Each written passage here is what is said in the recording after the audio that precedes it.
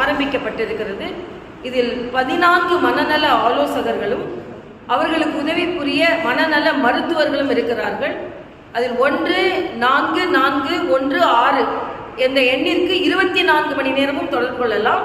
அதே போல மருத்துவக் கல்லூரியில் 24 மணி நேரமும் இயங்கும் மறுவாழ்வு மையம் ஏற்படுத்தப்பட்டிருக்கிறது, விரிவுபடுத்தப்பட்டிருக்கிறது.